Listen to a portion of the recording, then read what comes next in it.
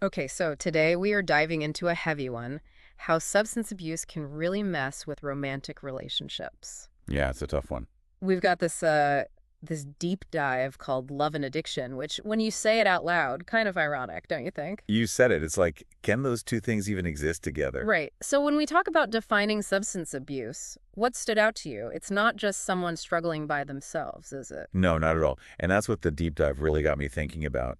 There's this addiction specialist who said, think of substance abuse like a pebble in a pond. Those ripples, they go way beyond the person using, right? Oh, I like that analogy. They said it can turn behavior upside down, emotions, the whole relationship dynamic. It's a mess. You're not kidding. It makes you rethink that whole individual problem thing, huh? And speaking of impact, there was that quote from a survivor. It really hit me hard. Something about feeling like they were, what was it? Losing their partner to their addiction gives me Yeah. chills just thinking about it. Ugh, that's going to stick with me. So, okay, let's say someone's listening and this is all hitting a little too close to home. What were some of the signs the episode talked about? The kind of stuff that might make you think, hold on, something's not right here. Well, they didn't just give a boring list, which I appreciated. They made it like actually useful, you know? Mm-hmm. Think like changes in behavior. Someone starts blowing off their responsibilities left and right.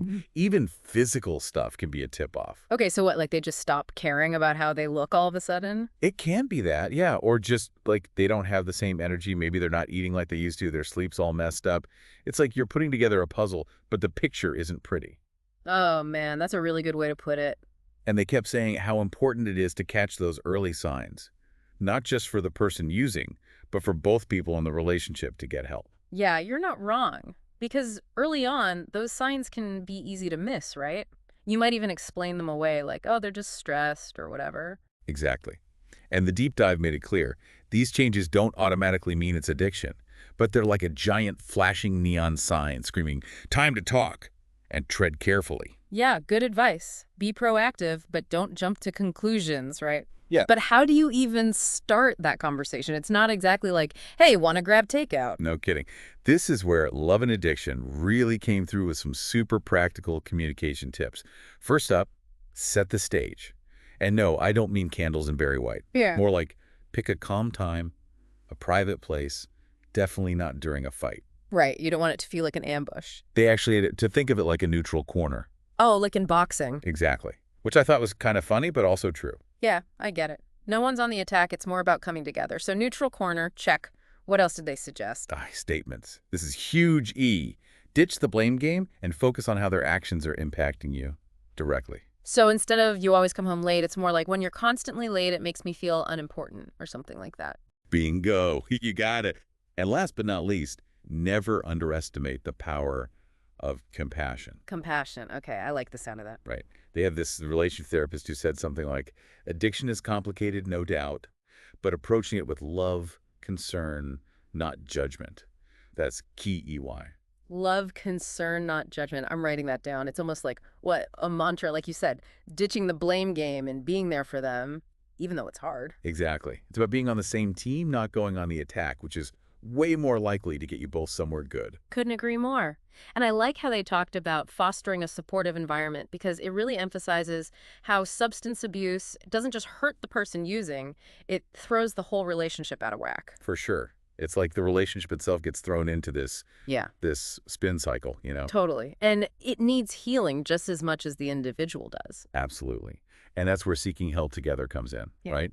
Which they spend a lot of time on, and I think that speaks volumes. What kind of help are we even talking about here? Because let's be real, this whole thing can feel incredibly isolating for both people. Oh, 100%.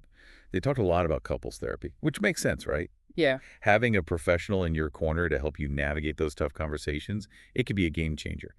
But it goes beyond just traditional therapy, you know? Okay, so beyond therapy, what else did they suggest? Support groups, like Yeah. AA or NA for the person struggling, obviously.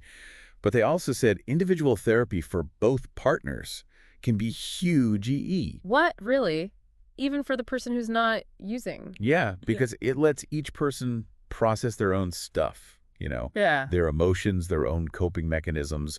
It's about figuring out what you need to get through this. So it's not just about the person with the substance use issue getting their act together. It's about both people getting the support they need, both individually and as a couple. That's a good distinction to make. Right. And it doesn't stop there. They had a therapist on who was really big on building a support network outside of like a clinical setting too. Oh, you mean like friends and family? Yeah, exactly. But Friends, family, your people. Surrounding yourself with those who genuinely care, it can make all the difference in the world. It reminds you that you don't have to go through this alone. But support, it isn't just about what others can give you, is it? There's also that piece about setting healthy boundaries, which the deep dive really emphasized. Yeah, that's huge. And honestly, really hard to do sometimes. It's about recognizing that supporting someone doesn't mean you have to sacrifice your own well-being in the process, right? Right. And Love and Addiction had some solid advice on that front, first and foremost. Clear communication. No beating around the bush. It's about being direct about those non-negotiables, right? Like, here's what I will and will not tolerate. What were some of their suggestions about how to go about that? It's about drawing those lines in the sand and saying, nope, this is where I stand, this is what I need. And the episode, they were really big on this idea that it's not about, like, trying to control the other person. Right, because you can't control someone else's addiction. Exactly. You can only control how you respond to it. They said it's about protecting yourself, Right. which, let's be real, it's tough, especially when you love someone. So much easier said than done. Like, tell me about it. But it's, like, essential for your own sanity, your own well-being. They even had this advocate on, and she said something that really stuck with me. Setting boundaries, she said it's about, quote, maintaining your own health while you're supporting your loved one. It's deep. It really is. It's like you can't pull from an empty cup, right? If you're not taking care of yourself, how can you possibly be there for someone else? 100%. You got to put your own oxygen mask on first, remember. Always. Okay, so we've covered a lot. We talked about the impact on relationships, those signs to watch for, how to actually have that conversation, seeking help, setting those super important boundaries. Whew, I need a nap. Right. It's a lot. It is. But what about the road to recovery itself? Because someone listening to this might be feeling completely overwhelmed, maybe even hopeless. Did Love and Addiction offer any, like, glimmers of hope on that front? They totally did. And actually, that was my favorite part. They had this recovery coach on, super insightful guy, and he had this really refreshing perspective. He was basically like, forget this whole destination thing. Recovery, it's a journey, my friend. It's about progress, not perfection. Baby steps. Ooh, I like that. Progress, not perfection. I'm going to write that down. I need that for myself, honestly. And me too. But it's so true, especially in this context, Totally. It reminds you that there are going to be bumps along the way. And that's okay. Oh, yeah, for sure. Recovery isn't a straight line. Definitely not. And I think that's especially true in relationships, right? Because it's not just about one person getting better. It's about rebuilding trust that might have been broken, learning how to communicate in a way that actually works. Totally. It's like rediscovering each other almost. Yeah. Figuring out who you both are now on this side of things. Exactly. And that takes work. It's another layer to the journey, like you were saying. It is. But I remember the host made this point, and I thought it's so important. They said, celebrate those tiny victories along the way. Because those little wins, even if they seem small, they make a world of difference. Oh, absolutely. It's easy to get caught up in everything that's wrong. But when you actually take the time to celebrate those wins, no matter how small, It's huge.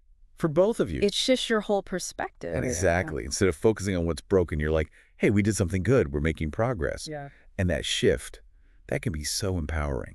It injects this hope into the situation and resilience, Yeah. which, let's be real, you need a lot of both when you're dealing with something as heavy as substance abuse recovery. No kidding. It's like Yeah. that little flicker of light at the end of the tunnel. Yeah. Oh, for sure. It reminds you that even though it's tough, it's not impossible, and that there's something worth fighting for on the other side. It's like we often talk about addiction as if it only affects the person using, but it's so much bigger than that. Way bigger. Love and Addiction made that crystal clear. Totally. They talked about how substance abuse doesn't just impact the individual, it impacts the relationship itself. Like it needs its own recovery process almost. Yes. That's what they said. It's such a good way to put it. So true, though, right?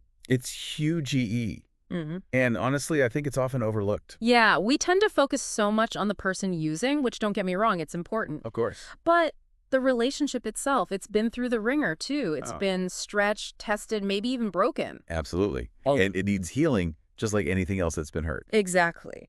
So how do we even begin to approach that? Is it any different than what we've already talked about with individual recovery? Like, is it the same tools, just used in a different way? I think that's a good way to look at it.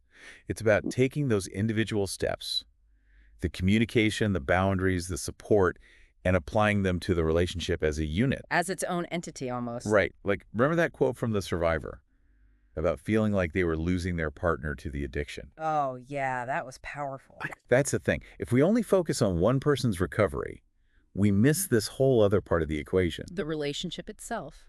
Exactly. It's like trying to fix a broken leg, but ignoring the fact that the person also have a concussion. Ooh, that's a good analogy. Right. You got to treat the whole person, or this case, the whole relationship. Which is why couples therapy, or even just being open and honest with each other, it's so important. So important. It's about rebuilding that foundation of trust, figuring out how to talk to each other again, how to actually connect. And maybe even rediscovering why you fell in love in the first place. Exactly. It's about rekindling that spark, but also being open to the fact that the relationship might look different on the other side of recovery, and that's okay. It's about adapting and evolving, right? Finding a new normal together. 100%. And that takes work, but it can be the most rewarding work you ever do. Well said. This has been an incredible conversation, expert speaker. Thank you so much for diving into this with me today. Anytime. This is such an important topic. My hope is that anyone listening who's dealing with this, whether it's their own struggle or their partner's, that they feel a little less alone. Absolutely. And more importantly, that they feel empowered to actually do something about it. Yes, because knowledge is power, right? Always. And remember, you are not alone. There's help out there, and recovery is possible, both for individuals and for the relationships that matter most. And sometimes the most beautiful growth can come from the most unexpected places. Until next time.